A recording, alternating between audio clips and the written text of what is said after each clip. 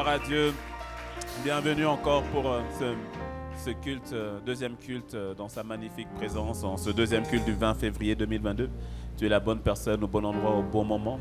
Bienvenue à Impact Centre Chrétien Cotonou, bienvenue au Centre Sillon. Fais un coup de coude à ton voisin, un coup de coude à ta voisine. Et à toi qui es resté debout dans sa présence, veuillez tous prendre place maintenant dans sa présence. Alléluia.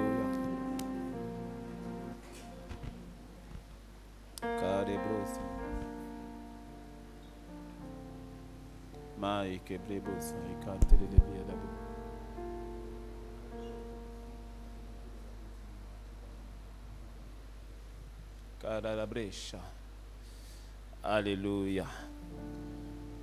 Bénissons le Seigneur et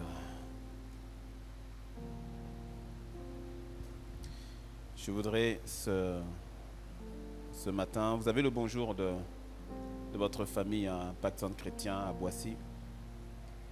Et je voudrais vraiment ce matin, je ne sais plus quelle heure, bientôt midi, mais pendant ce culte, vraiment laisser le Saint-Esprit conduire comme il a commencé de le faire déjà. Et revenir, c'est continuer peut-être sur le thème de dimanche dernier, pour ceux qui étaient là, et dimanche d'avant aussi, pour ceux qui étaient là. La question, c'est sur le cœur. Garde ton cœur dans les bonnes dispositions afin d'accomplir la destinée de Dieu. Garde ton cœur dans les dispositions qui sont favorables afin que Dieu y trouve une piste d'atterrissage qui lui permet de pouvoir pleinement manifester la destinée qu'il a pour toi, la destinée qu'il a pour moi. Alors je voudrais qu'on va lire un texte. Il est un peu long, mais je voudrais qu'on le lise ensemble. Si tu as ta Bible, tu peux sortir ta Bible. Je voudrais qu'on le lise ensemble. Vous pouvez afficher le texte en même temps que moi. Vous pouvez afficher en même temps que moi, il n'y a pas de souci. Donc, on va aller dans 1 Roi, au chapitre 19. Le texte est un peu long. Si tu as ta Bible, prends ta Bible. Si tu ne l'as pas, sois connecté à l'écran et que dimanche prochain, te trouve avec ton arme, avec ton épée. Dis-moi un bon amen. 1 Roi 19, versets 1 à 18, il est écrit Akab rapporta à Jézabel tout ce qu'avait fait Élie et comment il avait tué par l'épée tous les prophètes. Alors, par contre, ce que vous avez mis là, on ne voit pas grand-chose. Donc, prends la Bible parce que je veux que tout le monde soit en contact. Si tu n'as pas de Bible, demande à ton voisin, pardonne-moi. J'ai laissé mon épée. Est-ce que je peux emprunter la tienne? Et toi, tu lui dis, voisin, je te pardonne pour aujourd'hui. Mais dans l'amour du Seigneur, partageons ensemble. Voilà, parce que je voudrais que tout le monde puisse lire. Ok, je reprends. Akab rapporta à Jézabel tout ce qu'avait fait Élie et comment il avait tué par l'épée tous les prophètes. Jézabel envoya un messager à Élie pour lui dire que les dieux me traitent de toute leur rigueur si demain à cette heure je ne fais pas de ta vie ce que tu as fait de la vie de chacun d'eux. Élie, voyant cela, se leva et s'en alla pour sauver sa vie. Il arriva à Beersheba, qui appartient à Juda, et il y laissa son serviteur. Dis à ton voisin, il y laissa son serviteur. Et puis, pour lui, il alla dans le désert. Dis avec moi, désert. Donc, il a laissé son serviteur et puis il continue dans le désert. Après une journée de marche, il s'assit sous un genêt, sous un arbre donc, et demanda la mort en disant, c'est assez. Maintenant, Éternel, prends mon âme, car je ne suis pas meilleur que mes pères. Il se coucha et s'endormit sous un genêt. Et voici un ange le toucha et lui dit, lève-toi et mange. Il regarda et il avait à son chevet un gâteau cuit sur des pierres chauffées et une cruche d'eau. Il mangea et but, puis se recoucha. L'ange de l'Éternel vint une seconde fois, le toucha et dit, lève-toi, mange, car le chemin est trop long pour toi. Il se leva, mangea et but, et avec la force que lui donna cette nourriture, il marcha 40 jours et 40 nuits jusqu'à la montagne, dis avec moi montagne, jusqu'à la montagne de Dieu à Horeb. Et là, il entra dans la caverne, dis avec moi caverne. Et là, il entra dans la caverne et il y passa la nuit. Et voici, la parole de l'Éternel lui fut adressée en ces mots.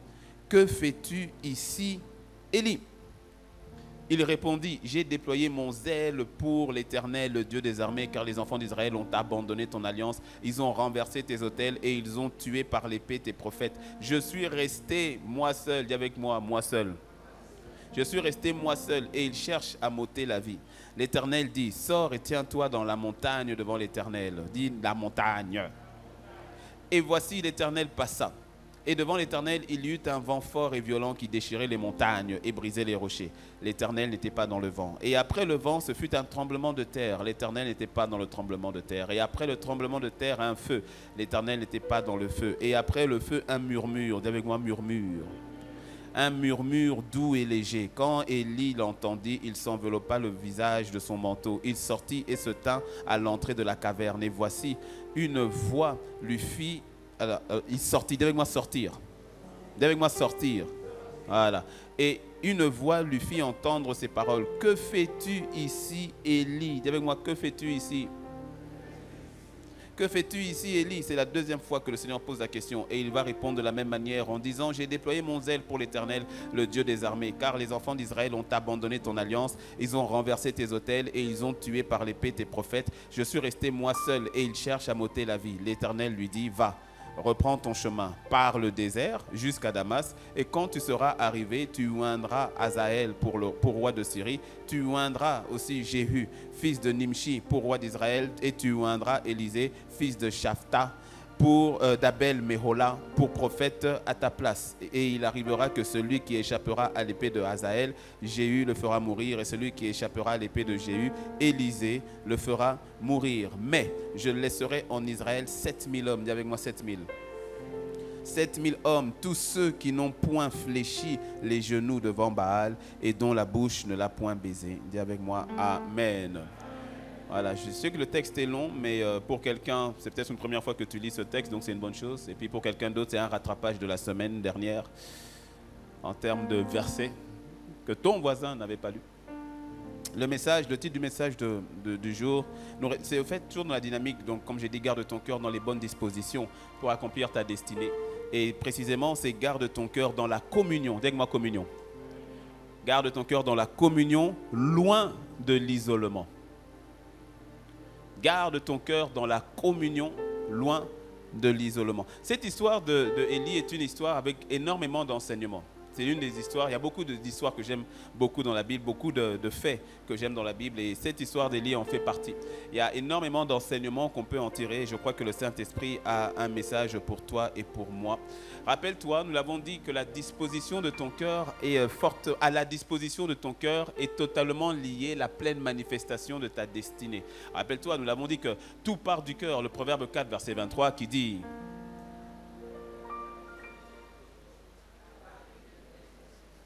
Très bien, garde ton cœur plus que toute autre chose, car de lui viennent les sources de la vie, car de lui sortent les sources de la vie. Au fait, ta vie est dans le cœur, la foi est dans le cœur, donc l'état de ton cœur déterminera tout le reste. Lorsque tu gardes les bonnes choses dans ton cœur, tu t'assures d'un cœur en bon état. Les bonnes choses, c'est l'amour de Dieu, la paix de Dieu, la joie de Dieu, la bonté de Dieu, la fidélité de Dieu, toutes ces choses que tu gardes au plus profond de toi, que tu préserves au plus profond de toi, tu t'assures d'avoir un cœur en bon état, au détriment d'avoir un cœur qui est rempli de colère, d'impudicité, de haine, de toutes sortes de choses, d'ignominie, de mensonges, toutes ces choses en fait qui affectent l'état de ton cœur. Tu te dois donc de garder ton cœur en bon état. Amen. Ouais, tu te dois de le garder en bon état, fonctionnel. Il doit demeurer fonctionnel. Et nous avons parlé aussi de la disposition de cœur, parce qu'on a vu, tu peux avoir un cœur où tu gardes les bonnes choses, c'est-à-dire tu te gardes du péché, tu te gardes de toute forme d'impureté, mais les dispositions de ton cœur peuvent être atteintes, dans le sens où, oui, je ne couche plus hors mariage, oui, je ne vole plus, oui, je ne fais plus la corruption, oui, je ne mens plus, mais ce n'est pas pour autant que mon cœur est bien disposé à agir, tu le vois. Et je crois que le Seigneur est en train, toujours en cette année où il a dit au pasteur Yvan, donc il nous a dit, pleine manifestation de la destinée, il est capital et important que l'état de ton cœur réponde de manière bonne à ce que Dieu veut faire. Parce que Dieu peut avoir tous les projets pour toi, tous les desseins pour toi. S'ils ne sont pas reçus par un cœur réceptif, ces projets ne pourront pas venir à pleine manifestation. Mais à toi, le Seigneur fait grâce dans le nom de Jésus. Dis-moi un bon Amen. Et c'est ainsi que nous voyons, tu vois, la question de la communion. Parce qu'il s'agit donc de garde ton cœur dans la communion. La communion est capitale. Dès le jardin d'Éden, on a vu on voit que la communion est capitale. Et ici, Élie, il y a eu un problème de communion que tu vas comprendre dans quelques instants. Dès le jardin d'Éden, le diable savait, écoute-moi bien, le diable savait qu'il ne pouvait pas arrêter Adam. Il le savait. Il savait qu'il ne pouvait pas le confronter face à face. Il le savait. il savait qu'il n'avait pas la puissance sur Adam. Donc il a dû utiliser la ruse qui consiste à faire en sorte que Adam se détourne. Que la communion d'Adam avec celui qui fait sa force, c'est-à-dire avec Dieu, soit interrompue, soit coupée, soit entachée. C'est ainsi qu'il va passer par la ruse auprès de Ève pour l'emmener au fait à désobéir à Dieu. Mais tu sais, lorsque tu regardes ce passage plus en profondeur, ce n'est pas qu'une question de désobéissance dans le sens d'avoir mangé le fruit qu'il ne fallait pas manger. C'est plus profond que ça. Ce qui a été affecté, ce n'est pas la désobéissance seulement. Ce qui a été affecté, c'est au fait, je veux dire, l'intégrité de Dieu dans le cœur d'Adam et de Ève. Parce que ce que le diable va dire, le diable va mettre dans le cœur de Ève en lui disant, tu sais, Dieu sait que le jour où vous en mangerez, vous deviendrez comme lui. Sous-entendu, Dieu ne vous aime pas vraiment. Dieu au fait, il vous cache les meilleures choses. Donc, lorsque qui a poussé Ève, au fait, au plus profond, et Adam, puisque Adam aussi est parti dedans, ce qui a poussé l'homme à manger le fruit a été la suite d'une communion qui a été, on va dire, tordue par rapport à Dieu. Ils ont vu Dieu d'une manière différente en ayant entendu les mensonges de Satan. Ce n'est pas juste le fait qu'ils aient pris le fruit. C'était plus profond que ça. Pourquoi ont-ils pris le fruit? Parce que Dieu, au fait, n'est pas celui qu'il dit qu'il est, selon les mots du diable. Est-ce que tu me suis? Et donc, automatiquement, on dit, oh, donc Dieu nous cache des choses. En fait, donc Dieu, il nous blague. Il dit ça, mais il pense ça. Il dit ça dans sa parole, mais au fait, au plus profond, c'est parce qu'il pense. Et donc, automatiquement, le regard se détourne de Dieu pour regarder à soi et regarder maintenant à qu'est-ce qu'ils peuvent avoir sans Dieu. En fait, ce qui a vraiment été touché, c'est la communion.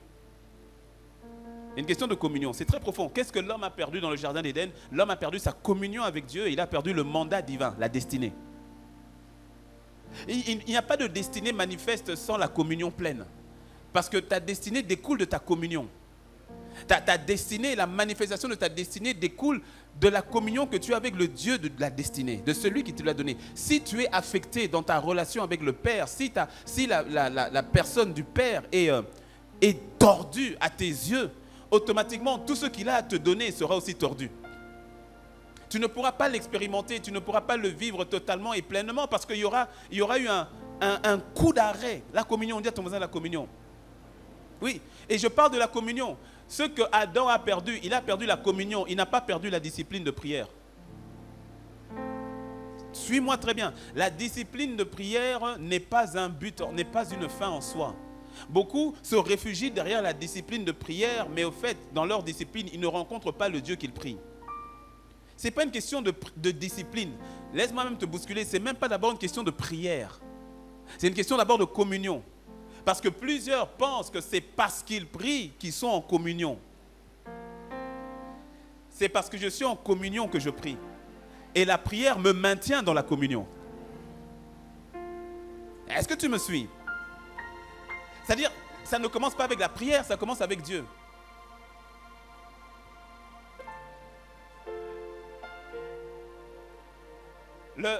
Le mari embrasse son épouse. Ce n'est pas parce qu'il embrasse son épouse qu'elle est sa femme, mais parce qu'elle est sa femme, il embrasse son épouse. Est-ce que tu me suis? C'est-à-dire que tout découle de la communion que j'ai avec lui, qui me donne de rentrer dans le lieu secret, qui me donne d'aller dans sa présence. C'est par rapport à la communion que j'ai avec lui. Veille sur ta communion, garde ton cœur dans la communion. Dis-moi un bon amen. Dis-moi un bon amen. Garde ton cœur dans la communion. Ah. C'est ce que Adam a perdu dans le jardin. Et lorsque la communion prend un coup, tout le reste prend un coup. C'est comme un château de cartes. Quand ça tombe ici, et ça, au fur et à mesure, ça emmène tout le reste aussi à tomber. Mais pour toi, le Seigneur te fait grâce dans le nom de Christ Jésus. Je n'ai pas entendu ton amen. Est-ce que tu sais que la pire des sentences qui soit sur terre, c'est le fait de ne plus être dans la communion avec le Père? Et Jésus a crié à la croix, Eli, Eli, lama sabachthani. On peut penser que quand Jésus dans le jardin de Gethsémane, lorsqu'il souffrait au point où il y avait des grumeaux de sang qui coulaient, on peut penser que ce n'était que par rapport à la souffrance physique qu'il allait ressentir, le fait qu'on allait le frapper 40 coups moins 1, qu'on allait clouer ses mains et ses pieds, qu'on allait arracher sa barbe, lui mettre une couronne d'épines, et cette douleur physique qu'il voit arriver. Oui, il y avait ça, mais pas que. Le moment le plus difficile que Jésus appréhendait, c'était le moment où il allait être abandonné par le Père, afin que toi et moi, nous soyons acceptés. Parce qu'il n'y a rien de pire, écoute-moi bien, il n'y a rien de pire que d'être abandonné par Dieu. C'était de cela dont Jésus était en mode intercession.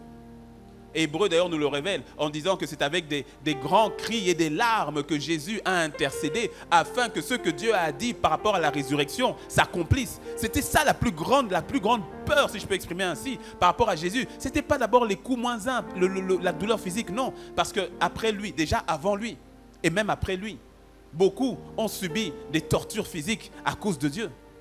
Beaucoup ont subi des tortures physiques à cause de leur foi et l'ont même accepté avec joie. Donc, ce n'était pas d'abord la torture physique, c'était le fait d'être abandonné. Mon Dieu, pourquoi m'as-tu abandonné? C'est ce cri qu'il a poussé à la croix. C'est la pire des sentences qui soit. Au fait, Jésus a connu l'enfer pour toi. Afin que toi, tu n'aies pas à connaître l'enfer. Parce que laisse-moi te dire, les personnes qui sont en enfer, la pire des souffrances, ce n'est pas que la douleur physique. Non, c'est le fait de savoir qu'il y a une damnation éternelle. Damnation éternelle, c'est-à-dire que éternellement, tu es coupé de Dieu, loin de Dieu. La véritable douleur, c'est celle-là. D'ailleurs, la notion de couper de la communion avec tes frères et tes sœurs, avec tes amis, avec la race humaine, est une forme de torture que beaucoup de gouvernements appliquent. Ils te prennent, ils te mettent dans un cachot, ils te mettent en isolation. Ils t'y mettent là-bas et puis ils ferment tout. Pendant des jours, tu n'as plus la notion du temps, de l'heure, de quoi. Et ils te ferment et tu parles à personne. Quand ils ouvrent simplement, ils mettent de la nourriture, ils ferment. Même le gardien, il a des consignes claires, il ne te parle pas. Coupé de toute communion.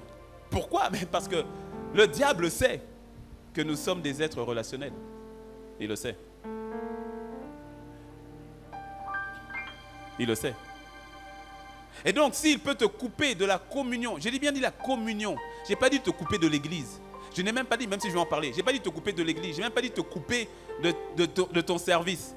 On peut servir Dieu, mais ne plus avoir de communion. On peut prêcher comme je le fais, mais ne plus avoir de communion. On peut venir à l'église, on peut être toujours une bonne personne, mais ne plus avoir de communion.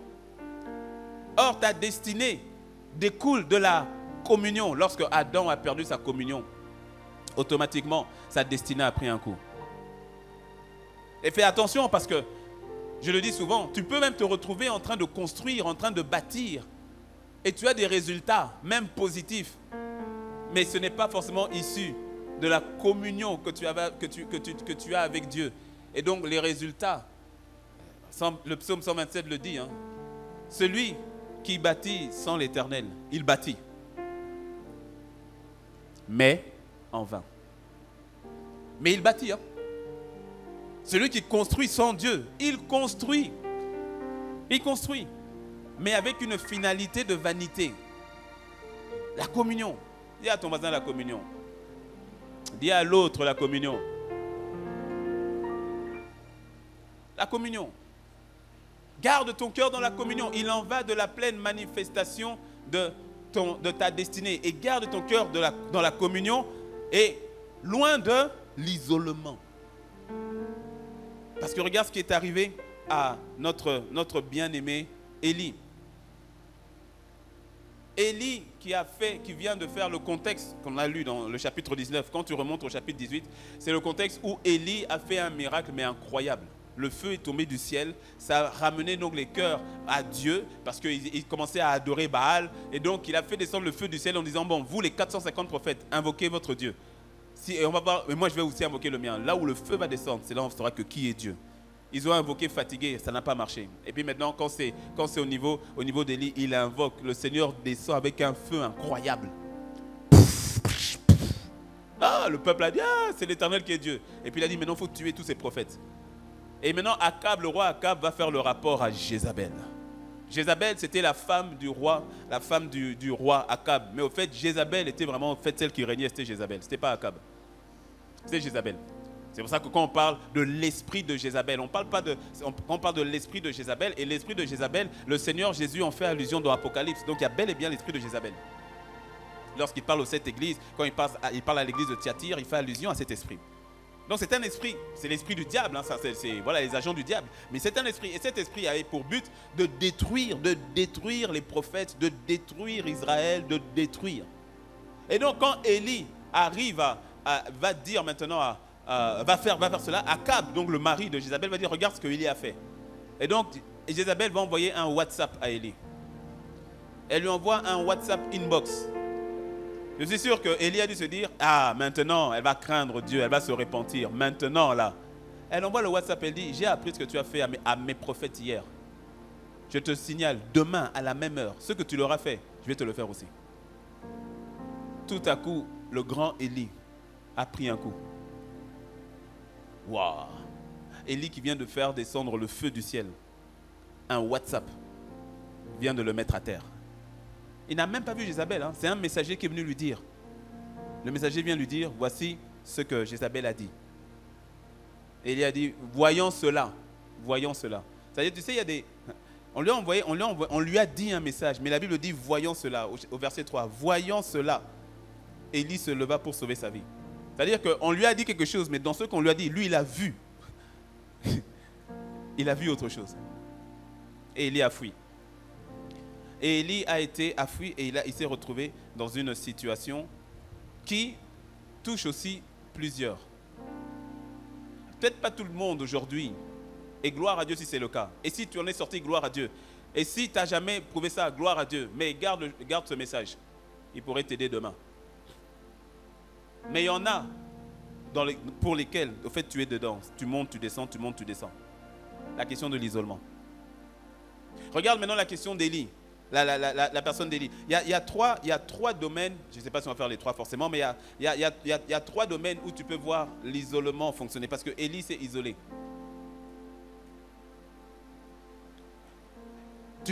Premièrement, tu dois garder ton cœur dans la communion, toujours, mais loin de la dépression dans ton âme. La dépression de ton âme. Garde ton cœur dans la communion, loin. Dis à ton voisin, loin. Loin de la dépression qui peut se glisser dans ton âme.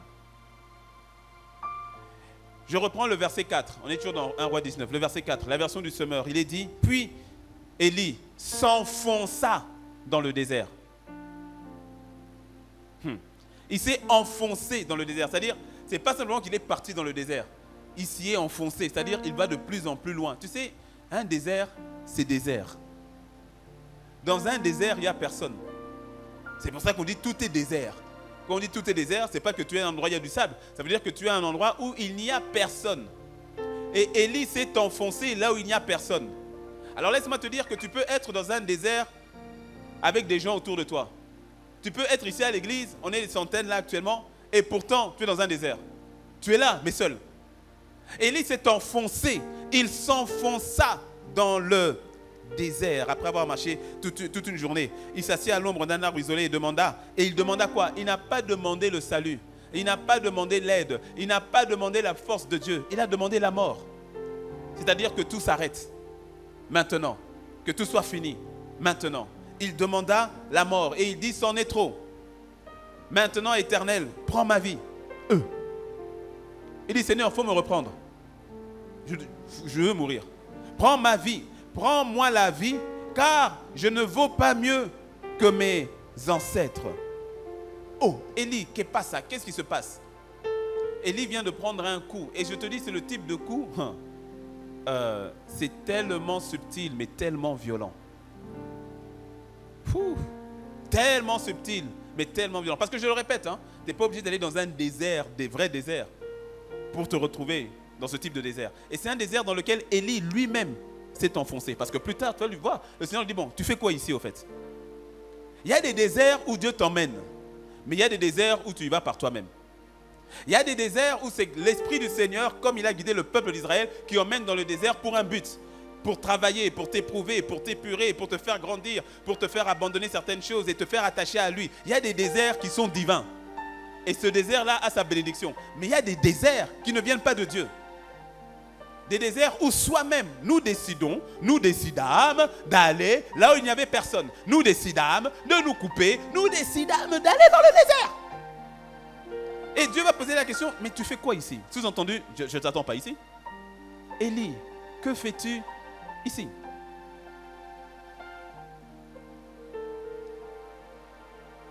Élie a été frappé par quelque chose qui est toujours d'actualité. Que les médecins, les psychologues, les psychiatres vont appeler la dépression. Mais laisse-moi te dire que derrière chaque dépression, il y a un esprit. Ah. Derrière chaque dépression, il y a un esprit. Comment tu reconnais lorsqu'une personne est dépressive? Oh, c'est simple. Il y a des symptômes qui ne mentent pas. Et ce sont les symptômes que Élie a manifestés. Quels sont les symptômes? Je t'en donne quelques-uns. Lorsque tu es dans une forme de dépression, de déprime, en fait, la déprime ouvre la porte à la dépression.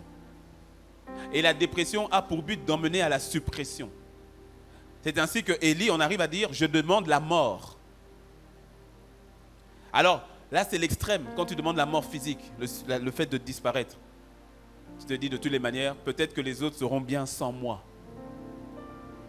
Peut-être que si je disparaissais, les autres en vivraient mieux. Et des fois même, tu te dis, d'ailleurs, même si je disparais, qui va remarquer?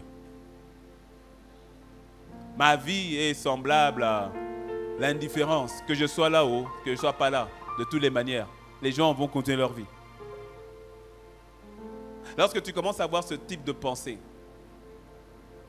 et ça ne vient pas qu'une fois, l'ennemi vient et il martèle. Comment tu reconnais les symptômes? Je vais vous donner des symptômes très pratico-pratiques. Hein. Le trouble de l'appétit. Ah, tu as perdu l'appétit. Tu ne manges plus. C'est-à-dire la nourriture est la bonne nourriture, la nourriture que tu aimes. Tu regardes, ça ne te dit plus rien.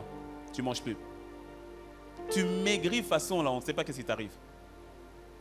Tu perds 5, 10, 15 kilos. En 2 mois, 3 mois, comme ça, on dit, oh, on t'a vu il y a 1 an, quand on te revoit, on ne sait pas que c'est toi. Trouble d'appétit. Tu ne manges plus ou tu manges trop. C'est pour ça qu'on parle du trouble de l'appétit. Tu manges trop. On t'a vu il y a 1 an et puis quand on te revoit, on te dépasse. Et puis tu te dis, hey, une fois, ça m'était arrivé avec une sœur il y a longtemps. C'était à son église, j'étais allé dans son église et puis moi je salue les gens que je connais et puis je passe. Et puis j'entends, hey, ma soeur te dit, tu me salues même pas.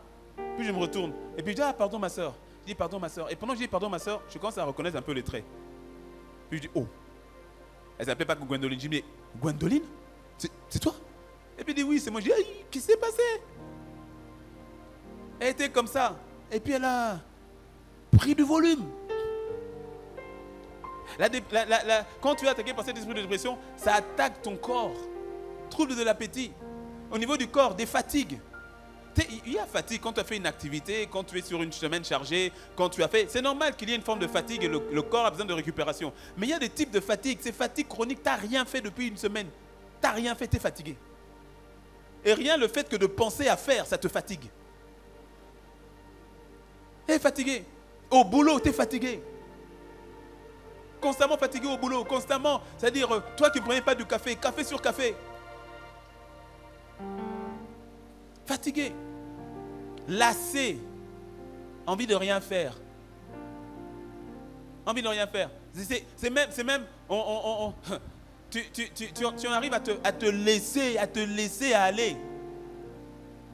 Ah. Le même pagne depuis 3 mois. Oh. Les cheveux dans un état compliqué. On se dit, mais est-ce que tu es maquisard ou c'est comment? Est-ce que tu es un fugitif en fuite? Tu fuis qui? Pourquoi? Un laisser-aller incroyable. Quand tu as des enfants, tu commences à les laisser livrer à eux-mêmes. Quand tu as un mari, tu es là, mais ton mari, Tu as une femme, tu es là, mais ta femme, tu ne ressens plus le besoin ou le désir même de t'occuper des autres. Parce que de toutes les manières, qui s'occupe de moi? Est-ce que tu me suis? Sentiment d'impuissance. C'est ce que Léa a ressenti. Au point de l'emmener maintenant dans la comparaison. Je ne suis pas meilleur que les autres. Sentiment d'impuissance. Je dis, mais je n'ai pas réussi. Je ne suis pas capable. Je suis qu'un incapable. J'ai échoué comme mon père. J'ai échoué comme ma mère. Je n'ai pas fait mieux que mon père. Je n'ai pas fait mieux que ma mère. Pourtant, je m'étais promis que moi, ce sera la différence. Mais ma situation ne change pas. Ma situation est toujours pareille. Et puis, tu as cette voix qui te dit, ah, mais tu vois, tu croyais quoi? Mais tu as oublié d'où tu viens? Regarde ton grand-père, regarde ton père, regarde ton frère, regarde autour de toi, c'est comme ça. Et puis, je ne suis pas meilleur que les autres. Hier, tu étais celui qui disait, avec Dieu, nous ferons des exploits. Mais là, tu dis, quel exploit? Moi-même, je suis un échec. Sentiment d'impuissance, sentiment d'incapacité. Et à cela viennent maintenant la notion de la culpabilité, de la condamnation. On s'auto-flagelle. On se condamne. On se dit de toutes les manières, non seulement je ne suis pas mieux que mes pères, mais je suis plus nul que mes pères. Je ne suis qu'un pauvre petit pécheur, un PPP. Je ne suis pas digne de Dieu. Et on rentre dans la culpabilité. On rentre dans la flagellation, dans l'auto-flagellation. On se fait du mal. Et sans se rendre compte d'ailleurs, c'est en se faisant du mal là que pour Dieu, on veut encore le servir plus, mais souvent avec un cœur de condamné. On essaie de se cacher maintenant, on essaie de trouver la ressource là où Dieu n'est pas la source. On va maintenant chercher de trouver le réconfort dans le travail, le réconfort dans les accomplissements, le réconfort dans les projets, le réconfort dans toutes sortes d'activités. Mais au fait, tout cela ne fait que nous éloigner de la source qui est Papa, Abba, Père. Élie se retrouve isolé. Et je le répète, Élie était isolé. Et au niveau de son âme, et au niveau du désert. Mais on peut être, aujourd'hui, beaucoup sont isolés, malgré le fait d'être entourés. Mais au plus profond, c'est une forme d'isolement. Le Seigneur, l'Esprit, m'a envoyé sortir quelqu'un ce soir. Parce qu'il en va aussi, d'abord de toi, et ensuite de la pleine manifestation de ta destinée. Est-ce que tu me suis? Plus aucune joie intérieure. Tu sais, même c'est ton anniversaire, mais tu veux rien. On t'envoie des messages, ça t'énerve. On t'envoie des messages, tu dis, ah, est-ce que ce qu'il dit là, est-ce qu'il le pense même? Il dit, ah, c'est un copier-coller qu'il avait déjà envoyé à quelqu'un d'autre. Tu retournes même l'année dernière, tu dis, oh, je suis sûr que c'est le même message qu'il m'avait envoyé l'année dernière. On dit, viens, on va aller au mariage. Je dis, ah, les gens sont mariés, nous, on ne l'est pas. Toujours se réjouir. Venez, réjouissez-vous le mariage avec les autres. Et quand est-ce qu'on va se réjouir de mon propre mariage? Il n'y a plus de joie. On peut venir à l'église, ou on vient à l'église, mais c'est simplement parce qu'il faut être à l'église. On fait sa BA, c'est-à-dire sa bonne attitude. Sa bonne action, pardon. On fait sa bonne action, on vient à l'église parce qu'il faut être à l'église. C'est quand même dimanche, le jour du Seigneur. Mais il n'y a plus la joie d'être dans sa présence. Il n'y a plus la joie de retrouver ses frères et ses sœurs. Il n'y a plus la joie d'être devant le trône de Dieu. Il n'y a plus cette joie qui t'emmène, qui te transporte. Tu sais, non, cette joie qui fait que toutes les circonstances extérieures sont tellement pâles devant la beauté de Dieu, devant l'amour de Dieu, devant la bonté. Tu vois, devant sa force, sa fidélité. Et tu viens dans sa présence. Tu es tellement content de venir dans sa présence parce que tu sais qu'il te remplit de joie. Et lorsque tu sors de là, les circonstances n'ont peut-être pas changé, mais toi, tu as été encore transformé de gloire en l'image de Christ Jésus. Et cette joie donc te donne d'affronter toutes circonstances avec la paix dans le cœur, avec le repos dans le cœur. Pourquoi? Parce qu'il est la source de ma joie. Là, tu sais que malgré les circonstances, ta communion y est parce que cette joie demeure. Tu sais, ça te fait frémir quand tu sens sa douce présence, quand tu vas dans sa présence. Tu es content d'y aller. Et quand il n'y a plus cette joie, tu sais que tu as pris un coup.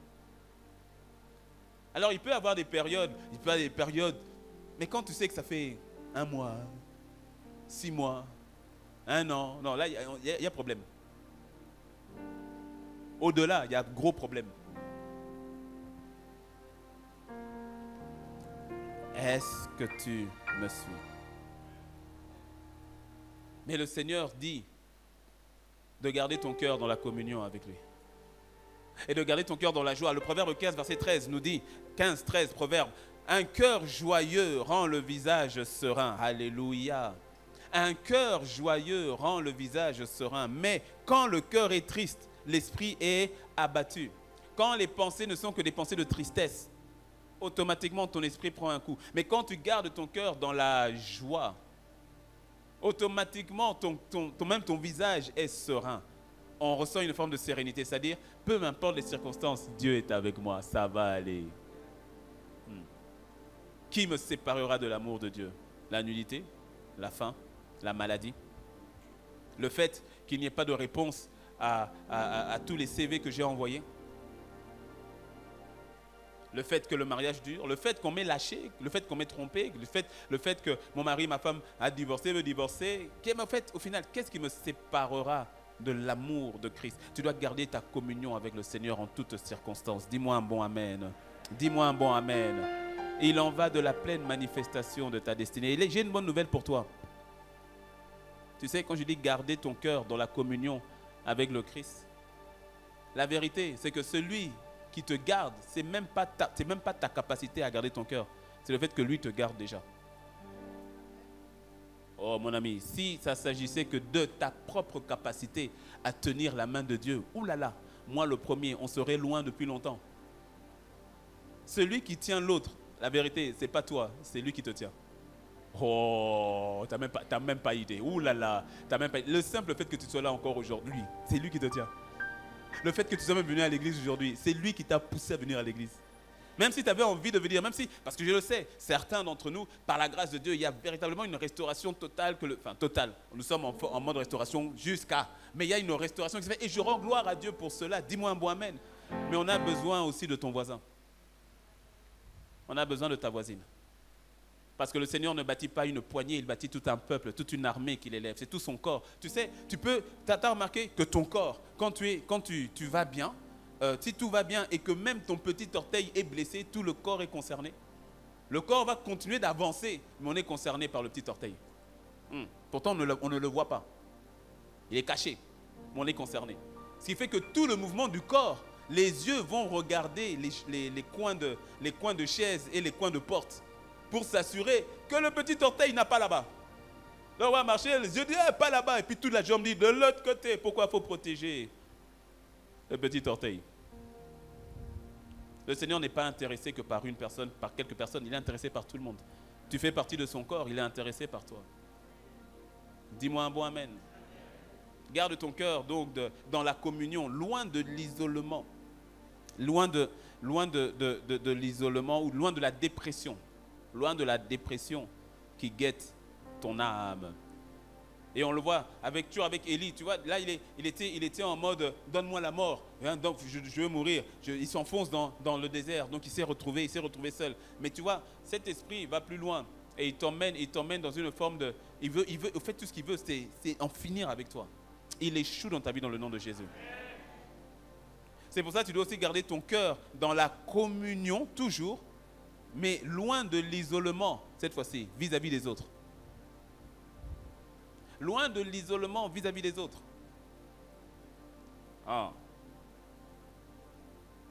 Le verset 10, Élie dit, j'ai déployé mon zèle pour l'Éternel. Ce que Élie ne dit pas explicitement, il dit, Seigneur, je t'ai servi. Seigneur, j'ai obéi à ta voix. Quand il dit j'ai déployé mon zèle, c'est une phrase qui est profonde. Hein? Quand il dit j'ai déployé mon zèle, il est en train de faire allusion à beaucoup de choses. Il dit je t'ai servi, j'ai beaucoup sacrifié pour toi, j'ai beaucoup donné pour toi. J'ai sacrifié ma vie pour toi. Je t'ai servi avec zèle, j'étais sincère dans mon zèle, je t'ai servi avec zèle. Et pourtant, tes enfants, non seulement les enfants d'Israël ont abandonné ton alliance, sous-entendu, au final, tout ce que j'ai fait n'a pas porté de fruits. Tout ce que j'ai fait, de toute façon, c'était zéro parce que voilà, ils ont abandonné ton alliance. Ils ont renversé tes autels et ils ont tué par l'épée tes prophètes. Et maintenant, il dit, je suis resté moi seul. Et il cherche à m'ôter la vie. C'est-à-dire, il en arrive à dire, de toute façon, il n'y a plus personne. tout le monde est parti, soit tout le monde t'a trahi, donc sous-entendu, tout le monde m'a trahi aussi, parce que moi, ils savent que je suis ton porte-parole. Donc s'ils refusent de te suivre, ils refusent de me suivre. Donc tout le monde est parti de son côté, tout le monde m'a trahi, je suis resté moi seul. C'est ce que fait encore cet esprit de Jézabel, cet esprit de dépression, qui t'emmène à te dire, au fait, personne ne t'aime. Personne ne veut t'aider. D'ailleurs, tu as vu, on ne t'a pas appelé. Tu as vu, d'ailleurs, on ne t'a pas visité. D'ailleurs, tu as vu. Et donc, cette voix-là, maintenant, te parle, tu dis personne, tu es seul. Tu dis, tu es seul. C'est comme ça que certains se disent, peut-être que si je voyage, si je m'en vais ailleurs, ça va aller mieux. Non, tant que ton cœur est atteint, quand tu vas arriver là-bas, même si tu trouves des personnes qui t'aiment, tu vas dire, à un moment donné, tu vas dire, je suis seul. Cet esprit t'emmène à voir ton entourage de manière totalement tordue. Complètement tordue. Et cet esprit t'emmène surtout, et ça, c'est une réalité qui nous parle bien à nous, au Bénin. Ça, c'est notre réalité. Va t'emmener à voir l'autre avec un œil de méfiance. Tu dis, tu ne connais pas les gens. Sois plus que prudent, plus prudent que le serpent même. Les gens, tu ne les connais pas. Et donc ça emmène dans une forme d'isolement extrême. Quand l'autre fait une faute, cette faute, c'est-à-dire tu vas la grossir. Tu vas la grossir de manière incroyable. Quand l'autre a un écart, cet écart-là, tu vas tellement le grossir au point de dire tout le monde, tous les gens sont dangereux. Et lui au point de dire je me retrouve seul. Il dit je suis seul. Parce que cet esprit qui est derrière, cet esprit d'isolement, aura pour but de tordre totalement la réalité des personnes qui sont autour de toi. Or, le Seigneur nous a créés comme êtres relationnels. Tu connais ce passage dans la Bible, de Genèse 2, verset 18, qui dit, l'Éternel Dieu dit, il n'est pas bon que l'homme soit seul, je lui ferai une aide semblable. Et c'est un passage que nous prenons souvent pour le mariage. Il n'est pas bon que l'homme soit seul. Oui, c'est vrai, c'est vrai. Mais ce passage est plus profond. Parce qu'au fait, vraiment, le passage du mariage, c'est Genèse 2, verset 24. L'homme quittera son père et sa mère, s'attachera à sa femme et les deux deviendront une seule chair. Ce passage ne parle pas en priorité de la question du mariage. Ce passage parle en priorité de la question de la relation, de la communion. Cette fois-ci, ce n'est pas avec Dieu, c'est avec l'autre. Parce que, écoute-moi bien, dis à ton voisin, écoute-le bien. Tu vas lire quelque chose là qui va t'interpeller. Parce que lorsqu'on est frappé par cet esprit de dépression, certains essayent de masquer cela sous une forme de spiritualité qui consiste à dire, maintenant non, c'est Dieu et moi. Je m'enferme dans ma relation avec Dieu, dans ma communion avec Dieu. Oui, il y a des moments où il faut s'enfermer, il y a des moments où il faut rester avec Dieu. Mais quand ça devient une habitude, ça devient de tous les jours, est-ce que tu sais que ce n'est pas de Dieu? Ça te choque un peu, hein? C'est pas de Dieu? Je te dis, c'est pas de Dieu. Parce qu'à un moment, le Dieu que tu dis trouver là-bas va te dire, il y a ton frère dehors. Il y a ta soeur dehors. Il va te dire, il y a un pécheur dehors, allez chercher. Le Dieu que tu dis rencontrer, c'est lui-même qui va te renvoyer vers les gens. Donc, quand ça devient une excuse d'un style de vie pour être détaché du monde extérieur ou des gens qui t'entourent, ce n'est pas Dieu. C'est ton cœur qui a subi un coup. Et tu as pris Dieu pour excuse. Dieu dit, il n'est pas bon que l'homme, écoute, il n'est pas bon que l'homme soit seul, tant mort. Pourquoi? Mais parce que je sache, l'homme n'était pas seul, il était avec Dieu.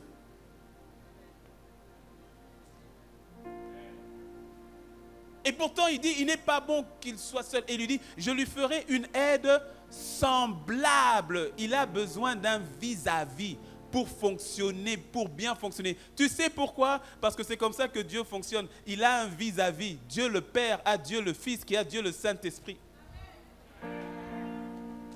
Et comme il nous a créés à son image, il sait que pour que nous puissions fonctionner, nous aussi avons besoin de vis-à-vis. Il n'est pas bon que l'homme soit seul. Je lui ferai une aide semblable. Quelqu'un avec qui partager. Quelqu'un qui est comme lui. Un homme, une femme, avec qui parler, avec qui communier. Nous sommes des êtres relationnels. C'est pour ça que Dieu nous a créés et il nous a même mis dans le cœur de sa relation. C'est-à-dire Dieu le Père, Dieu le Fils, Dieu le Saint-Esprit. Le Père aime le Fils aime l'Esprit, l'Esprit aime le Père, l'Esprit aime le Fils. Ils s'aiment. Dieu est Dieu. Dieu est un seul être. 3 personnes bien distinctes. Et puis il t'a créé et puis il te dit, viens, partage notre amour. Et puis il dit, non, pas que toi, tes frères et tes sœurs, venez-vous tous. Dieu aime la famille. Et il aime la relation. C'est pour ça que Dieu, quand il voit les hommes, et nous pensons que Dieu n'aime que ceux qui sont nés de nouveau. Tu te trompes. Tu te trompes grave. Dieu aime l'homme. Il aime l'homme. Il aime l'homme. Peu importe, musulman, assassin, fétichiste, il aime les hommes. Et c'est son cœur de communier avec les hommes. Et il te dit, toi aussi tu es comme moi, tu as besoin d'un vis-à-vis, sois semblable. L'esprit de l'ennemi vient et te dit, non, reste seul. Parce qu'on peut même être marié, mais être seul. C'est terrible. On est marié, mais on est seul. C'est-à-dire, il y a l'un des deux qui n'est pas là. Ou l'un des deux qui s'est enfermé. L'un des deux qui s'est laissé emprisonner. Et cela va forcément affecter ta destinée. Parce que ta destinée est reliée aux hommes. Mais oui, au final, l'onction que tu as, la grâce que tu as, les dons que tu as, tout ce que tu as, c'est pour qui? C'est à la gloire de Dieu pour les hommes. Est-ce que tu me suis? Le défi, c'est lorsque ta souffrance parle. Parce que Élie était dans une forme de souffrance. Tu sais, il y a la souffrance physique et puis il y a la souffrance émotionnelle. Mais les deux, c'est souffrance. Et les résultats sont quasi identiques. La souffrance t'isole des autres. La souffrance déforme Dieu à tes yeux. La souffrance te rend désagréable même vis-à-vis des autres. La souffrance te rend amer vis-à-vis de Dieu. Parce que la souffrance, lorsque tu souffres, la douleur te fait te centrer sur toi-même. La douleur physique te fait te centrer sur toi-même. Tu sais, quand tu as tellement mal et que tu es concentré sur cette douleur-là, c'est-à-dire tu ne calcules plus les gens autour de toi. Quand tu as tellement mal et que cette souffrance te parle, sur le plan physique, l'une des douleurs les plus fortes sur le plan physique, c'est la douleur de l'enfantement. Que le Seigneur bénisse toutes les femmes. Dis-moi un mot, amen. Mais c'est l'une des douleurs qui n'est pas peut-être... Bon, je n'ai pas envie d'effrayer les futures mamans qui n'ont pas encore eu d'enfants. Ça va aller, dis ça va aller. Et c'est une douleur qui n'est pas petite. Si bien que quand la femme enceinte arrive au moment vraiment de l'accouchement, elle n'a plus honte. Hein? Ah non, elle n'a plus honte. La douleur là fait que la honte là est partie. Elle peut attraper un passant, il faut m'aider.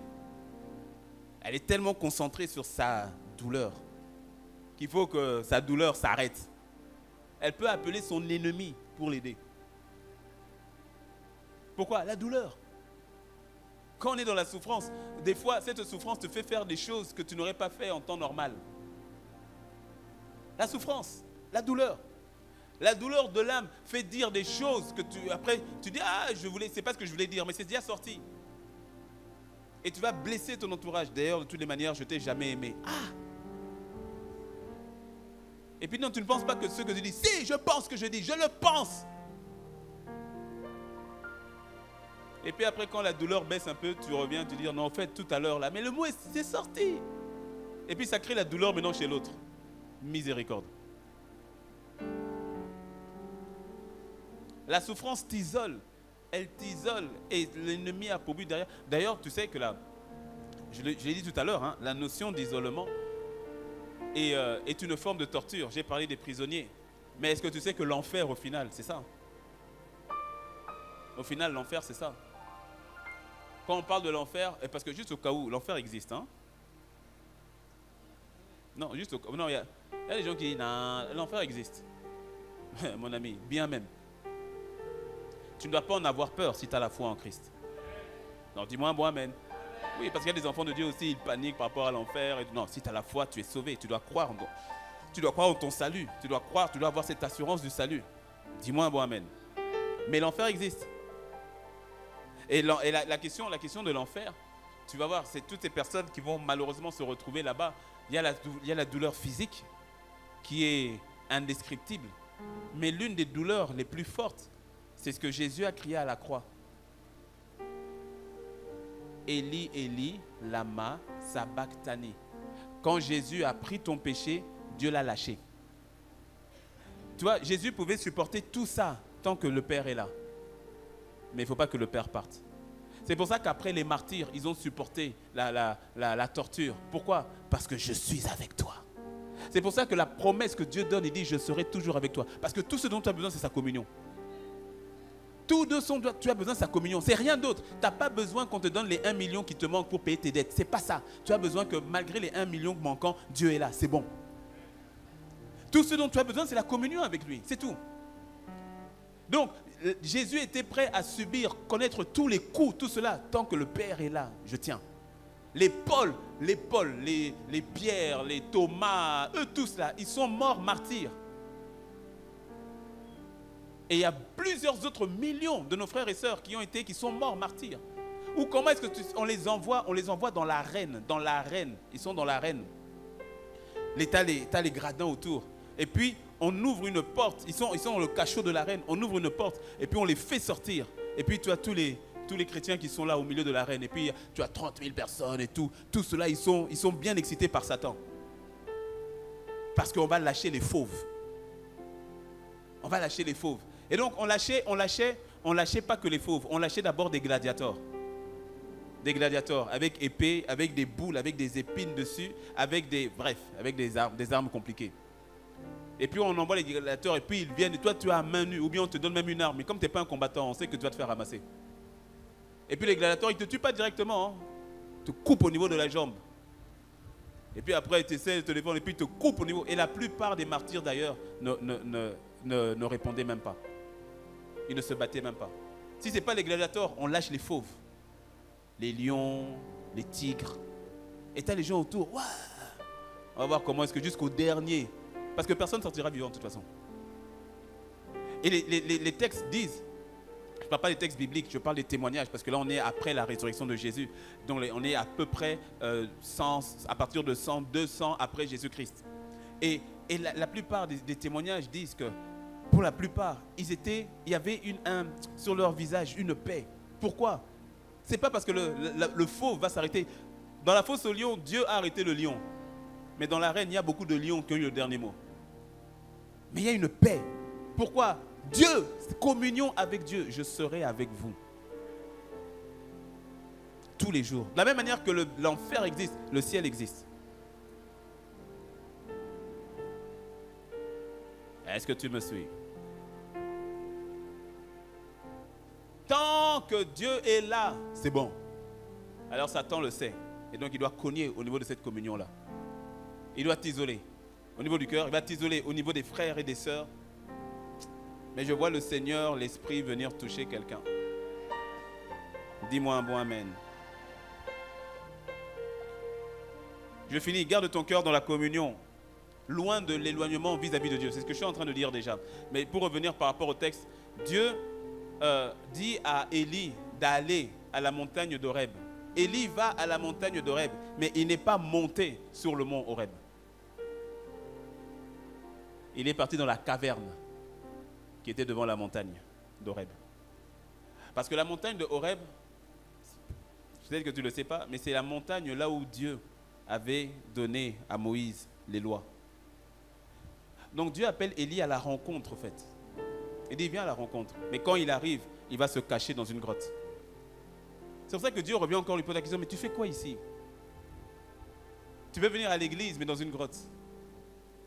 Tu peux aller à un temps de prière et tout, mais dans une grotte. Tu peux servir Dieu, faire des choses pour Dieu, mais pas avec Dieu. Combien ici ne font pas des choses pour le président de la République. Lorsqu'il travaille dans les ministères, lorsque tu travailles dans tout ce qui est administratif et autres, tu fais des choses pour le gouvernement, donc pour le président de la République. Mais combien parmi ces milliers de personnes ont une communion avec le président de la République? Pourtant, ils font des choses pour lui. Et ils travaillent bien.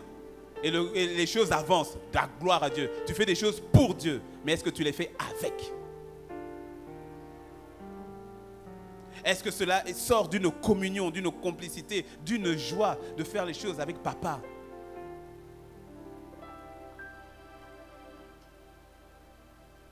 Il est à la montagne d'Horeb. Est-ce qu'il a obéi? Oui. Est-ce qu'il a obéi vraiment? Pas vraiment. Mais il est à la montagne. Mais dans la caverne, dans la grotte. Et Dieu, dans son amour, vient le chercher. Alléluia. Oh, dis-moi un bon amen. Et puis regarde, quand il vient le chercher, il y a d'abord les vents.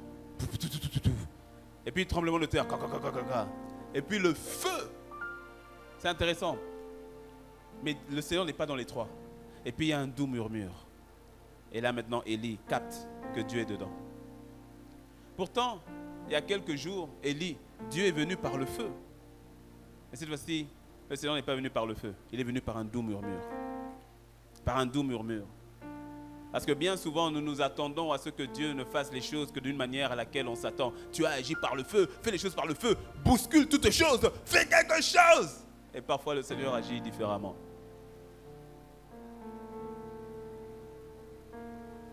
Est-ce que tu me suis? Tout était et est une question de communion.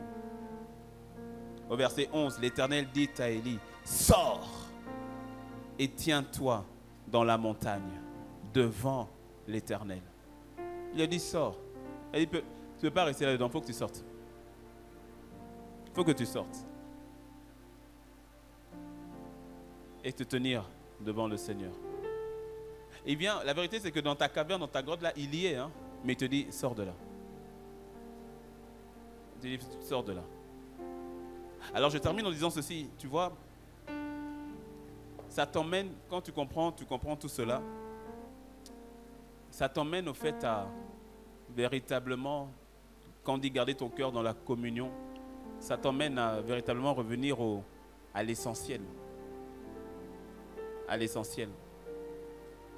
À Dieu lui-même. À Dieu lui-même. Je ne te donne pas des clés là, je ne te donne pas des clés, fais ci, fais ça. Non, non, non. C'est quelque chose que tu sais déjà faire. Que tu as déjà fait quand tu es venu à Christ. Tu sais le faire. Tu sais le faire. Ouais. Parce qu'il y a une grande destinée qui est liée à toi. On peut facilement penser que ce n'était pas encore le temps d'Élie de partir. On peut le penser. Mais tu vois, regarde et reçois cette parole d'encouragement pour la fin. Tu vois, qu'est-ce qui a fait fuir Élie? Ou bien qui a fait fuir Élie? C'est qui? Non mais dis-le bien, si tu as suivi, rassure-moi, c'est qui? Ok. C'est Jézabel qui a fait que Élie s'en aille. Mais regarde ce qui se passe. On l'a lu tout à l'heure. Quand le Seigneur pose la question une deuxième fois à Élie, et Élie redit les mêmes choses, Dieu comprend que le vase qui s'est créé n'est plus dans les bonnes dispositions. Parce que regarde, Élie avait toujours la sensibilité nécessaire pour parler et communier avec Dieu. Tu vois, non? Il parlait à Dieu. Si bien que même quand il y a eu le feu, le vent et tout, Élie est toujours assez sensible pour dire Dieu n'est pas dedans. Et quand c'est le murmure, il sait que Dieu est dedans. Il se cache le visage. Donc tu vois que Élie, les choses, l'état dans son cœur n'était pas mauvaise. La disposition de son cœur avait pris un coup. Parce qu'il échange, il parle avec Dieu. Élie n'est pas allé faire des péchés manifestes. Non, il échange, il parle avec Dieu. Et donc quand le Seigneur vient une deuxième fois lui dire, mais qu'est-ce que tu fais ici? Il dit la même chose. Le Seigneur dit, ok, le vase n'est plus disposé pour que je l'utilise. Alors regarde ce qu'il dit. Il dit, tu sais quoi, va. Tu vas aller oindre Hazaël pour roi de Syrie. Tu vas aller oindre Jéhu. Et tu vas aller oindre Élisée pour te remplacer. Et regarde, quand tu vas plus loin dans 2 Rois au chapitre 9, tu vas voir qu'avec l'onction que Dieu avait mise sur Élie, cette onction qu'il a oint Jéhu, Jéhu va tuer Jézabel. Ce qui voulait dire que, au fait, Élie, ton problème là, tu avais la capacité déjà de le gérer.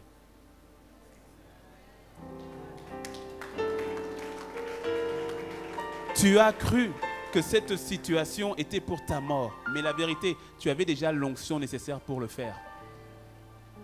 Tu avais l'onction nécessaire pour le faire. Jézabel ne pouvait pas te tuer. J'avais déjà mis l'onction sur toi pour tuer Jézabel. Ta situation ne peut pas te tuer. J'ai déjà mis l'onction nécessaire pour que tu passes au travers de cette situation, pour que tu déboulonnes cette situation. Il n'y a aucune tentation qui ne vous ait été donnée qui soit au-delà de vos forces, de telle manière que lorsque celle-ci arrive, vous trouviez la force, la capacité de vous en sortir. Et il n'y a aucune situation qui soit au-dessus de tes forces. Il n'y en a aucune. L'onction nécessaire, la grâce nécessaire est déjà avec toi. Sors de la caverne. Ils ont dit ci, ils ont fait ça, ils ont menti sur moi au boulot. On a dit que c'est moi qui avais volé alors que c'est pas moi. Maintenant c'est moi qui suis arrêté ou c'est moi qui dois rembourser et c'est moi qui ai les problèmes et je ne comprends pas. Seigneur, Eli, lama sabachthani, il ne t'a pas abandonné. Lui, il a été abandonné afin que toi tu ne le sois pas. J'ai connu telle injustice, j'ai eu telle chose, si c'est comme ça, moi j'arrête. Ah, à l'église, on a dit que j'avais fait ça, que tu avais fait ça, que non, mais c'est moi que tu as dit, qu'il a dit, ah, si c'est comme ça, moi à l'église, là, j'arrête, je viens, c'est entre Dieu et moi, et puis je pars. Maintenant tu as compris. Cette situation n'était pas pour la mort d'Élie. Dis-moi un bon amen. Ah ouais. Cette situation familiale, cette situation dans ton corps physique, ce n'est pas pour ta mort. Ce n'est pas pour ta mort, c'est-à-dire que ça n'a pas pour but de t'arrêter, de te tuer, de te détruire. En plein milieu de la situation, quand c'est une situation de maladie qui perdure, parce que la souffrance physique peut t'isoler rapidement. Mais quand tu comprends ce que nous sommes en train de dire, tu dis, ah Seigneur, je comprends que même en plein milieu de la douleur physique, en plein milieu de cette maladie, Seigneur, je comprends que cette maladie ne peut pas t'arrêter en moi, arrêter la destinée que tu as en moi. Donc, avec la maladie, je vais prier, je vais y croire. Mais même si elle persiste, je continue d'avancer parce que tu es avec moi. Tout à coup, les plans même de la maladie qui étaient pour but de t'arrêter, de te décourager, de te dire, ah, tu ne pourras pas, tu dis, Seigneur, ton pied, mon pied, là où tu iras, j'irai. Je te fais confiance. Tu gardes ton cœur dans la communion avec le Seigneur. Tu gardes ton cœur dans l'intimité avec le Seigneur. Tu te gardes en lui. Seigneur, ça fait des années, tu avais dit que, oh, là, cette année, chaque début d'année, tu mets cette parole, cette année, c'est mon année par rapport au mariage, c'est mon année. Et puis ça fait 1 an, 2 ans, 5 ans. Ton entourage te dit, mais toi, chaque année, tu dis ça, tu dis ça. Quand tu réalises cela, tu dis, Seigneur, ce n'est pas la situation du mariage, au fait, qui va me combler totalement, mais parce que tu es là, même si ça tarde, je continue d'avancer. Ce n'est pas le célibat qui va m'empêcher de te servir. Ce n'est pas le célibat qui va m'empêcher de briller pour toi. Tant que tu es là, c'est bon. Tant que tu es là.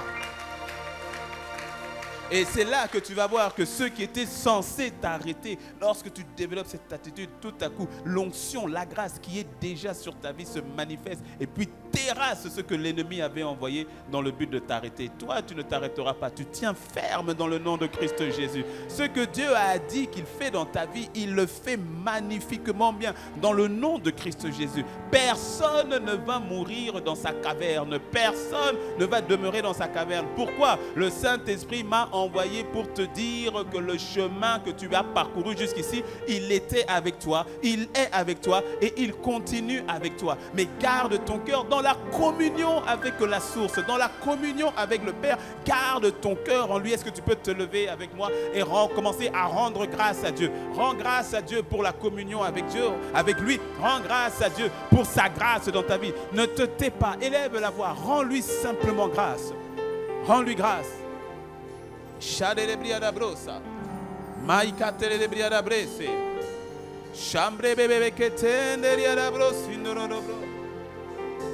Élève la voix, élève la voix. Ne te tais pas. Commence d'abord par lui dire merci. C'est lui qui t'a aimé, c'est lui qui t'a choisi. C'est lui qui t'a mis à part pour lui, en lui et avec lui. Rends-lui grâce, rends-lui grâce.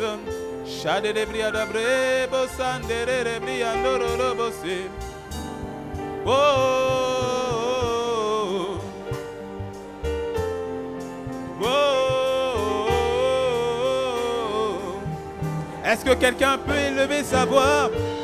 Rends grâce à Dieu le Père qui t'a donné cette communion. Non, ne te tais pas, rends-lui grâce, rends-lui grâce.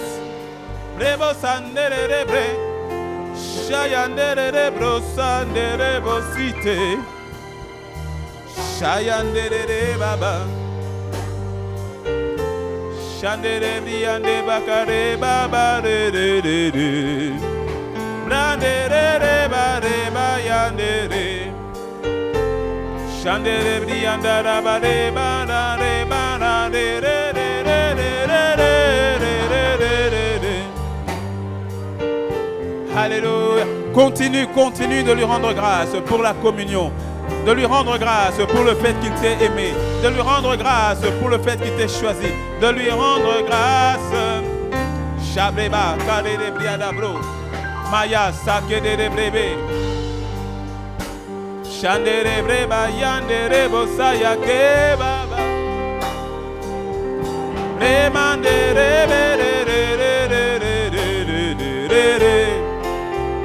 Shandere bayandere, de bayandere, re re re re re re re shendere. Baba barere ria kotorebo. Oh oh oh oh.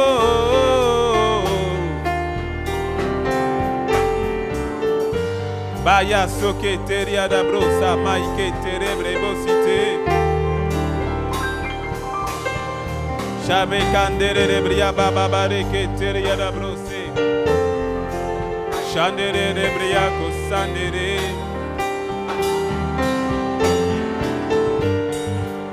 Alléluia. Alléluia. Alors que nous sommes debout, les yeux fermés. Reste dans la position où tu es, les yeux fermés. Élie était serviteur de Dieu. Il aimait Dieu. Il avançait avec Dieu. Mais son cœur a pris un coup.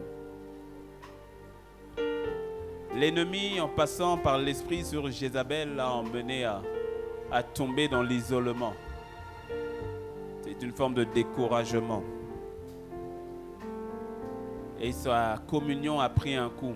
Alors je sais, on n'est pas tous.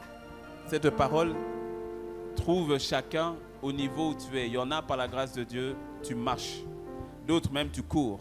Et certains même ont commencé à prendre leur envol. Gloire à Dieu. Mais où que nous soyons à nous tous, d'une certaine manière, de près ou de loin, nous sommes concernés. Garde les yeux fermés dans la position où tu es.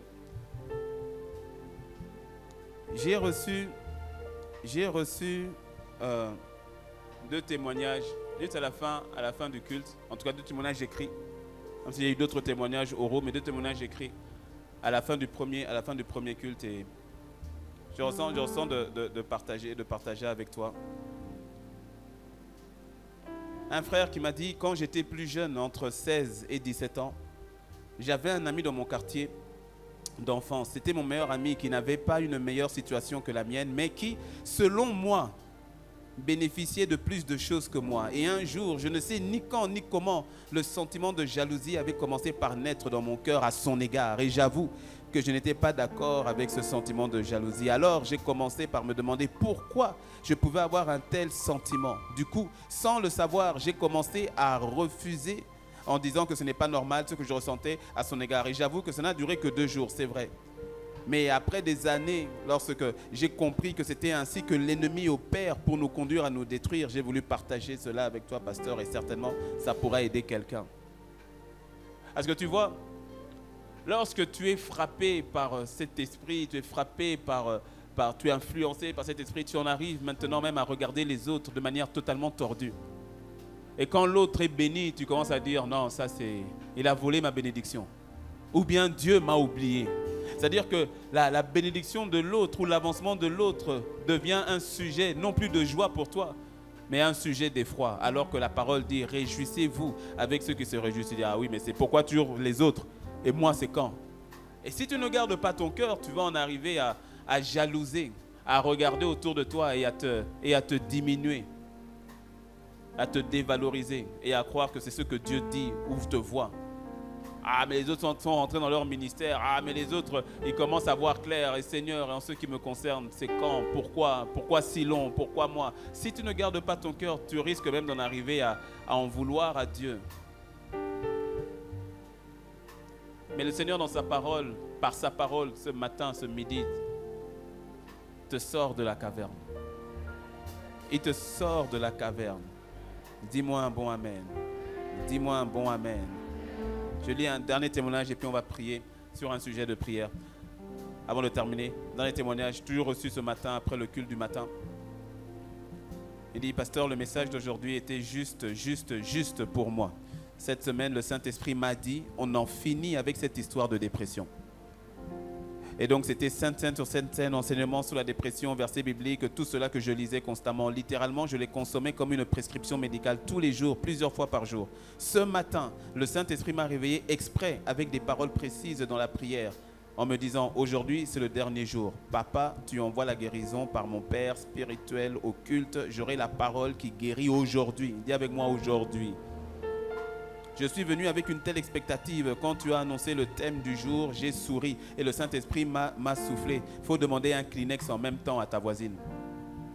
Je voulais te dire que depuis 2018, j'étais en mode burn-out, c'est-à-dire une forme de dépression, d'épuisement physique. J'étais en mode burn-out. J'étais constamment fatigué. Je pouvais passer des heures à dormir, à n'en plus finir. Même au boulot, je pouvais piquer du nez. Et certains, tu ne cesses de piquer du nez à l'église. Ça s'arrête aujourd'hui. Piquer du nez, c'est-à-dire être fatigué, commencer à somnoler. Donc c'était café sur café. Et le café, je crois que même le café était étonné. Je me suis réfugié dans la nourriture au point de ne plus pouvoir jeûner. Et depuis quelque temps, me voyant prendre du poids, je me suis jeté dans le sport comme si j'allais faire les Jeux Olympiques. J'en ai développé même de l'endométriose et plusieurs désordres hormonaux inexpliqués. Mais je continuais à fonctionner, mais en m'isolant. Je suis constamment chez moi, pas juste dans la maison, mais dans ma chambre. Je dis aimer la solitude car je cherche Dieu. Et c'est vrai, mais le diable a perverti cela. Je ne sais même pas recevoir l'amour durablement. Et je remettais tout en question. Mais aujourd'hui, là, maintenant, je suis heureuse parce que le Seigneur véritablement l'a fait. Et je veux rendre grâce à Dieu pour cela. Et je crois que le Seigneur a envoyé sa parole là, maintenant, où toi qui suis aussi connecté au son de ma voix, le Seigneur a envoyé sa parole là, maintenant, pour toi, là où tu te trouves. Les yeux fermés, là où tu es, les yeux fermés. Si tu sais, les mains baissées, les yeux fermés, les mains baissées. Mais si tu sais que tu as été cogné par cet esprit-là, et t'a emmené à une forme d'isolement. Je te l'ai dit, hein, tu peux être bien habillé, bien sapé avec les gens, mais être isolé dans le cœur, et tu le sais. Les yeux fermés, tout le monde. Mais si c'est ton cas, je veux prier pour toi. Il y a cet esprit de libération en ce lieu. Si c'est ton cas, lève les mains là où tu es. Je vois des mains qui se lèvent. Là où tu es connecté aussi, dans la salle du bas, là où tu es connecté, là maintenant, là où vous êtes, levez les mains. Je vois plusieurs mains qui se lèvent. Plusieurs mains. Et je ne suis pas étonné parce que je sais que c'est ce que le Seigneur, c'est sa parole. C'est la parole qu'il m'a dit de donner. Je n'étais pas trop d'accord moi-même avec. Mais s'il le dit, c'est parce qu'il te connaît. Et vous êtes nombreux. Vous êtes nombreux. Gardez les mains levées. Gardez les mains levées. On garde les yeux fermés. Gardez les mains levées. Maintenant, ce qu'on va faire, gardez les mains levées. Même si tu es assis, mais tu as la main levée. Mais garde main levée distinctement. Maintenant, ce qu'on va faire, sans toucher, à nous, à vous, qui n'avez pas levé les mains, vous allez vous tourner vers ceux qui ont les mains levées. Et sans les toucher, mais en tendant les mains. Parce que nous sommes un seul corps. Tu te rappelles, quand le petit doigt est blessé, la main doit venir pour nettoyer et guérir le petit doigt. Donc, tourne-toi vers les personnes qui ont la main levée et tends les mains vers eux. Et maintenant, on rentre dans l'intercession et dans la prière. Élève la voix maintenant. Élevons la voix tous ensemble et prions. Je veux t'entendre prier. Tu dois prier pour ton frère, pour ta soeur, comme si tu priais pour toi-même. Tu dois prier pour ton frère, pour ta soeur, comme si de ta prière dépendait son salut. De ta prière dépendait son salut.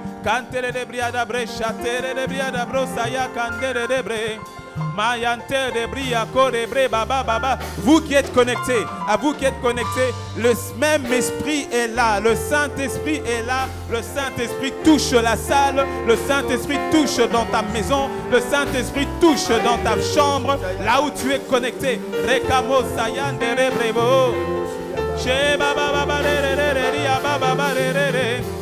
Que le Saint-Esprit délivre, que le Saint-Esprit brise le joug, que la puissance du Seigneur brise le joug dans le nom de Jésus. Que la puissance du Seigneur brise le joug dans le nom de Jésus. que tu sors de ta caverne. Tu sors de ta caverne. Mare brosa, mare brosa, mare brosa. Il en va de ta destinée. Il en va de ta destinée. Il en va de ta destinée. Rebosha, carebresa. Mareka, rema, yete. Mareka, yema, rete. Makete, brebo.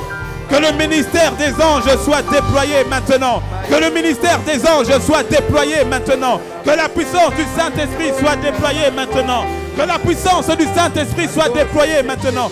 Il te touche, mon frère. Il te touche, ma soeur. Reka mare, baba rekanderia, mare. Que les larmes cessent. Restauration totale. Restauration complète. Sois restauré, sois restauré, sois restauré. Il en va de ta destinée. Il en va de ta destinée. Il en va de ce que Dieu a dit. Il en va de ce que Dieu a dit. Les plans de l'ennemi s'arrêtent sur toi maintenant dans le nom de Jésus.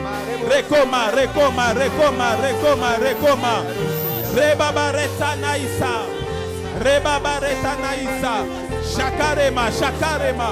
J'étais maré, baba yete manana. Kerebrosa, kerebrosa. Share bosse, share. Maya tere bosike, maya, maya. Shendere brositere. Tu sors de ta caverne, tu sors de ta caverne. Dans le nom, dans le nom, dans le nom, dans le nom de Jésus, dans le nom de Jésus, dans le nom de Jésus, dans le nom de Jésus, dans le nom, dans le nom, dans le nom, dans le nom, dans le nom, dans le nom, dans le nom, dans le nom, dans le nom, dans le nom, dans le nom de Jésus le Christ. Sa puissance est libérée, sa puissance qui délivre, sa puissance qui libère du joug. Dans le nom, j'enlève les plantes de l'ennemi, j'enlève les flèches de l'ennemi, j'enlève les lances de l'ennemi, les lances de la culpabilité, les lances du découragement. Dans le nom de Jésus. Hey, Rebosa, Rebosa, Kanderia Bosa Yandere Brosite. Shaketema, Shaketema, Chanteria Masse, Chanteria Masse, Nebosate Baba, Shaketeria Brosa, Shaketeria la Brosa, Maye Canteria Debre Bosa, Catebrebese, Mate, Seigneur fais-le, Seigneur fais-le, au-delà de ce que nos yeux peuvent voir, Seigneur fais-le, Seigneur fais-le, Seigneur fais-le, Kare Maïkate, Nare Brosaïte. Makaterere, chate naïta, kanterere briabo, sanderebre basate, mayake, manterebro sayanterebre cité, shababarere mayandere brese, maye bosate keriada brose, mantere mayantere brosaya kanderere, shabababarere. Seigneur, fais au-delà, au-delà, au-delà, au-delà, au-delà. Seigneur, récupère, Seigneur, libère, Seigneur, récupère, Seigneur, libère. Dans le nom, dans le nom, dans le nom, dans le nom, dans le nom de Jésus. Chaque ébreba saïta, dans le nom de Jésus. Aïka satere, dans le nom de Jésus. Chandere breka yandere briatore bosa. Share, share. Chandere bria sakare. Manteria sakare. Rebose baba. Chandere briatore briandoro brose. Makate yatere bria sondere mosa yandere bro. Mayete, mayanderi, andore brosite. Mayese, baba, kareri, andere brosé. Seigneur, tu délivres. Seigneur, tu libères. Seigneur, tu le fais. Seigneur, tu le fais. Seigneur, tu le fais. Seigneur, tu le fais. Seigneur, tu le fais.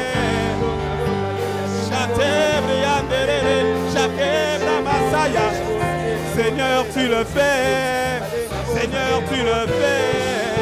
Seigneur, tu le fais. Seigneur, tu le fais. Seigneur, tu le fais. Seigneur, tu le fais. Seigneur, tu le fais.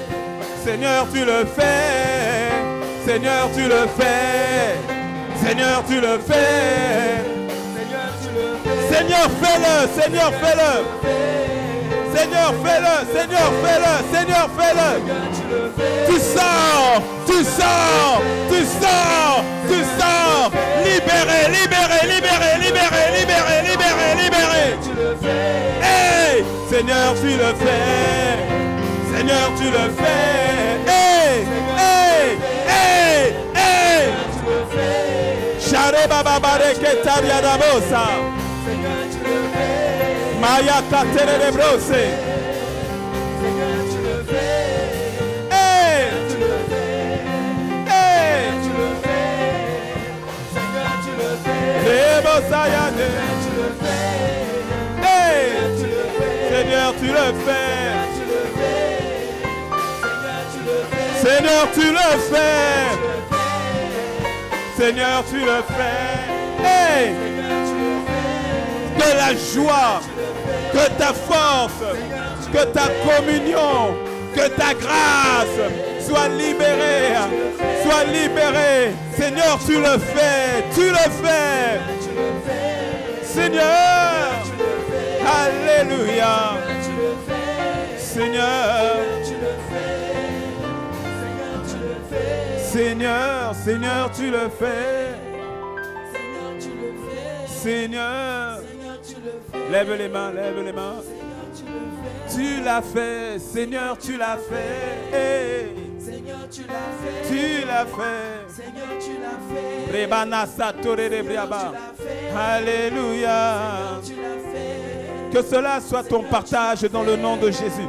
Que la puissance de l'Esprit te relève. Il t'a relevé totalement, complètement. Il en va de la pleine manifestation de ta destinée. Maté, les mensonges de l'ennemi meurent dans le nom de Jésus. Tu sors de l'isolement, tu sors de la dépression, tu sors du découragement, tu reprends les armes et tu vas de l'avant dans le nom de Christ Jésus. Le Seigneur redonne vigueur à son corps. Brekasata. Seigneur, Seigneur, Seigneur, tu l'as fait. Braba, Seigneur, tu l'as fait. Lève les mains, lève les mains. Alléluia. Shakabrebo saïkaradabresa. Mante rebro. Shebre baba kaitarebre. Karebre adabosha. Touche le coude maintenant de ton voisin, touche le coude de ta voisine. Touche les coudes. Et prends juste 2 minutes. Rends grâce à Dieu pour la vie de ton voisin. C'est ça le corps. C'est ça le corps. Tu rends grâce à Dieu. Tu dis, et quand tu pars, tu dis, Seigneur, tous ensemble, nous sommes debout avec toi. Tous ensemble, nous avançons avec toi. Tous ensemble, nous sommes une armée. Ce n'est pas une poignée, c'est une armée. Élève la voix, commence à prier. Et en rendant grâce, avec une attitude d'action de grâce. Ta force, Seigneur, est ma force. La force de mon voisin, c'est ma force.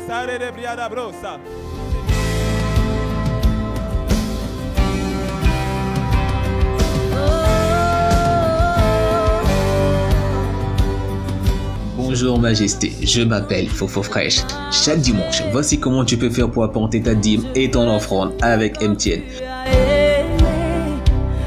Étape 1, étoile 400 dièse. Étape 2, saisir 2, Momo Pay. Étape 3, saisir 1, achat de biens et services. Étape 4, saisir le numéro 69 14 51 12. Étape 5, renseignez le montant, ensuite le motif de votre transaction, dîme, don, offrande, etc. Étape 6, entrez votre code PIN personnel. Le nom qu'elle se fera votre transfert est Impact Centre Chrétien P2M. Avec Flouze, étoile 155, étoile 4, étoile 1, étoile 11, 314, étoile le montant de votre offrande ou de votre dîme, étoile 1, étoile votre code secret, dièse. Que chacun donne comme il a résolu en son cœur, sans tristesse ni contrainte, car Dieu aime celui qui donne avec joie. À bientôt. Sur l'amour triomphe toujours, walking, Lord.